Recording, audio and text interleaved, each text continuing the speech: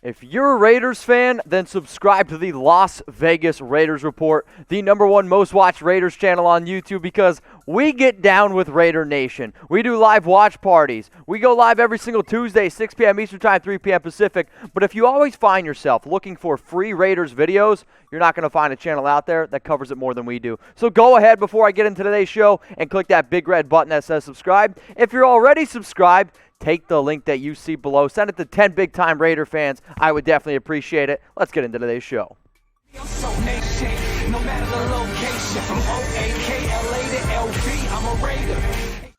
Raider Nation, what is going on? You are watching the Raiders Report. And today's show presented by Black Sunday Shop. I got a reminder, starting November 24th, up to 70% off everything at blacksundayshop.com. Let them know that Mitchell Renz sent you. So what are we going to be doing today? Overreaction Monday after the Chiefs' tough loss there. And you know what? These shows, we get hot takey, we get spicy, and I hope that y'all are ready to get spicy with me down in the comments section. The first thing that we're going to talk about here is it is time to panic after that 35-31 loss against the Chiefs. My answer to this, and anybody out there that's panicking, don't. Tuck rule. Tuck that. Right now, the Raiders' odds of making the playoffs are 65.7. That is according to Football Outsiders. You're currently the 7th seed in the AFC, and you're 4-3 against AFC teams. That is why their advantages are over the Ravens. Now, for me, the reason why I'm not really going to press here and panic after the loss, did it sting? Yeah, absolutely. Did it suck? Of course, and it was a little bit tougher to go into work today because of that. However, the Raiders, in my opinion, how can I say this? The Raiders, they outplayed the Chiefs. Not just yesterday's game, but I also think that they've outplayed them in both games. When you think about the fact that you're going up against the defending champs, and then realistically, you have hung tough with them and have outplayed them in 8 quarters, you should be feeling really confident. And I'm going to say it right now, the NFL, Raider Nation, heck, even Chiefs fans, we deserve a third game. And I think we're going to get one. So let's now look at the updated AFC West standings after this. The Chiefs 9-1.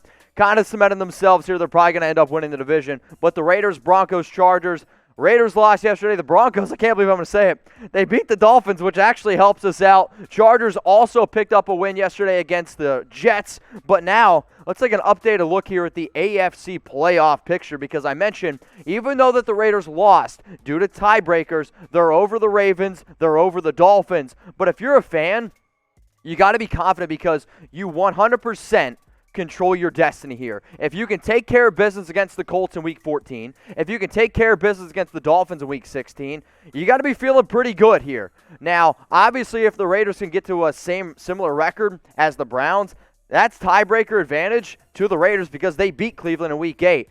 But for me, I am moving on from Kansas City. Does it suck? Absolutely.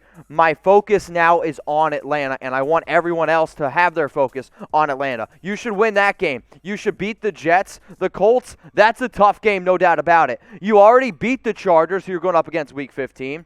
Week 16, the Dolphins have looked very good, but had a very rough showing this past week. And then the Broncos, the team that you beat. I mean, I understand that some people are worried that we lost to the Chiefs. It sucked. But you know what? I am a still believer that this team is going to make the playoffs. And every single person that comes across this video, you know what I want you to do? If you think the Raiders are going to make the playoffs, I want you to go ahead and like the video. Now, I can see who likes the videos. That's one of the cool things about YouTube. So if you watch the show, I can see the analytics, and if you don't like the video, I'm going to know you didn't like the video. And you know what? If you want to be a hater, dislike the video. I don't give a shit. I have so much confidence in this team because they're playing very good football against a very tough schedule. Sure, you're 6-4. Does it suck? Yes and no, but this team's going to make the playoffs, and I want you to like the video. Something else that y'all are just going to absolutely love. We got a sick deal going on with blacksundayshop.com. Use code FKC20. You know what? I love companies like this that use promo codes that Raider Nation gets. FKC20. It's going to be able to save 20% off.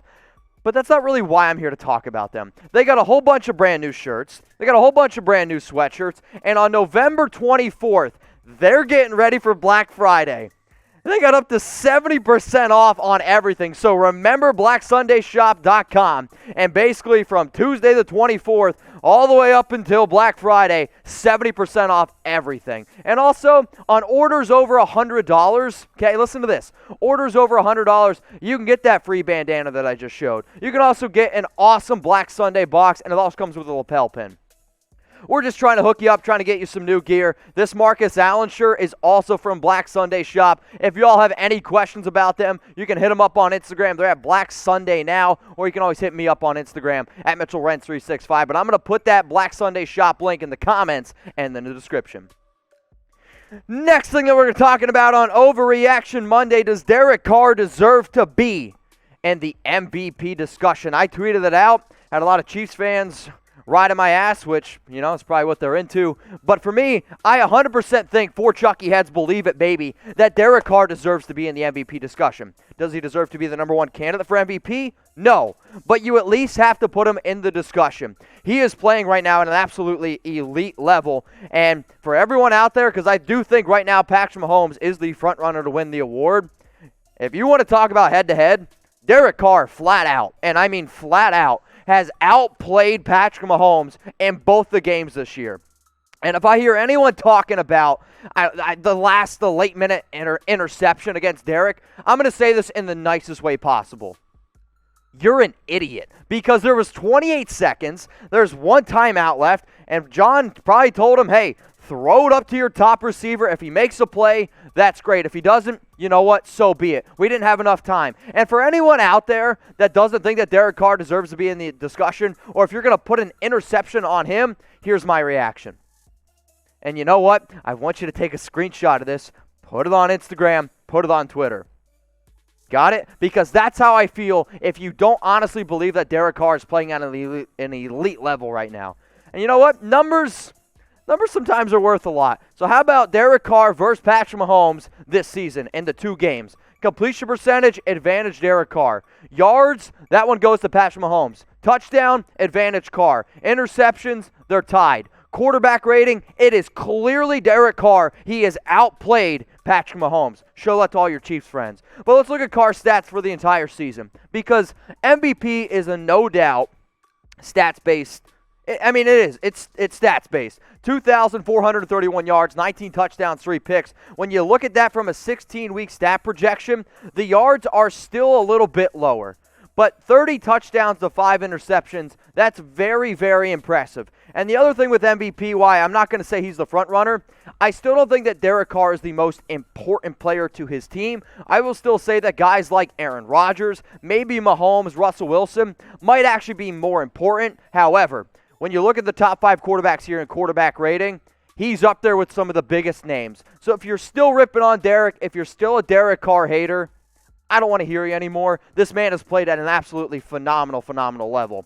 Now let me know here down in the comments section, does Derek Carr deserve to be in the MVP discussion? And I know we're going to talk about this a lot this entire week. So you know what?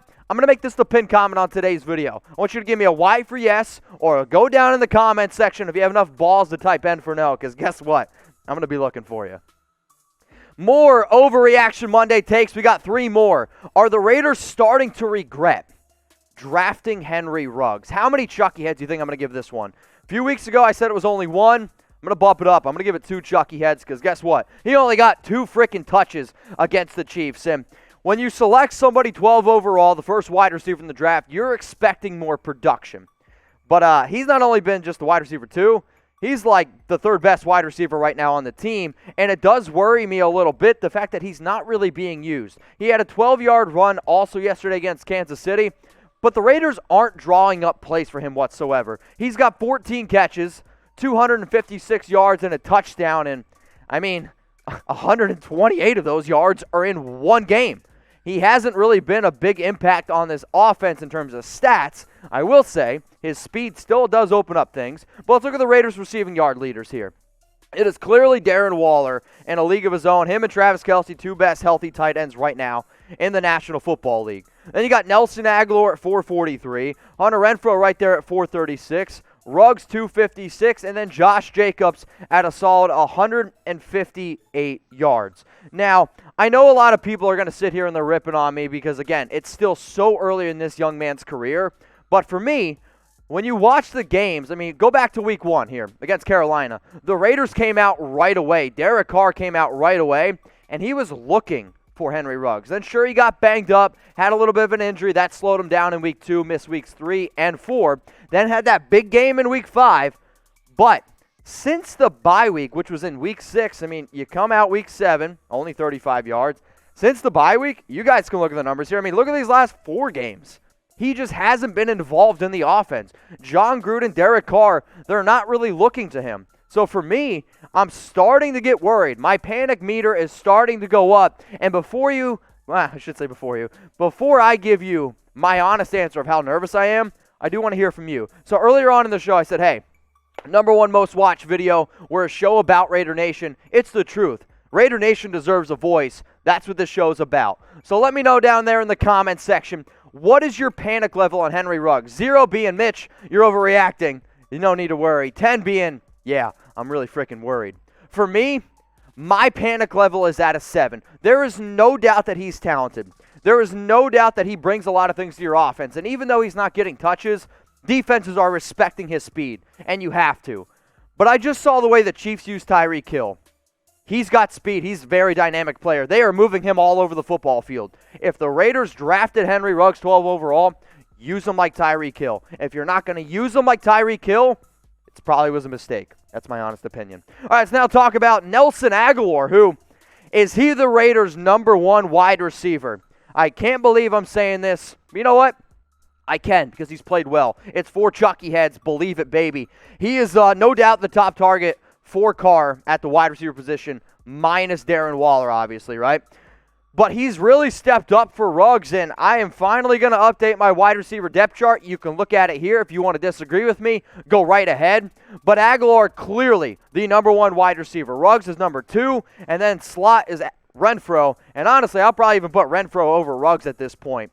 But also, I think an important stat to always look at is targets, which we'll look at in a second, but snap count. Because snap count is saying, hey, how often is this guy on the football field? When you go back, and it starts actually in week 5. Agholor outsnaps him in week 5. Then you got week 7, advantage Agholor. Week 8, advantage Agholor. Week 9, advantage Agholor. Week 10, the reason why it was Ruggs is because they had such a big lead there. They started the rest Agholor at the end of the game. And then week 11, again, this offense has totally changed. But snap counts are one thing. How often is Derek Carr looking their way?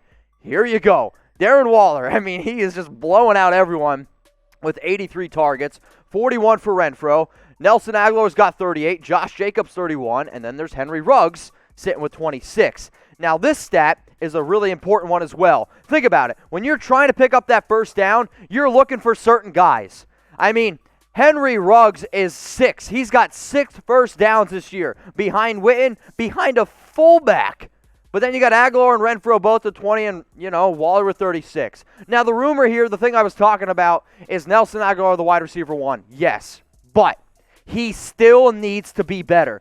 This past week against the Chiefs, he dropped a first down catch that would have extended the drive, could have maybe been 3 points. And then there was another one where Derek Carr floated up a deep ball for about 40 yards. Sliding catch. Was it a tough one? Yes. But it hit him in his hands. And if you're an NFL wide receiver, you need to bring in some of those. And then let's even go back to week 10 against the Broncos. A drop touchdown.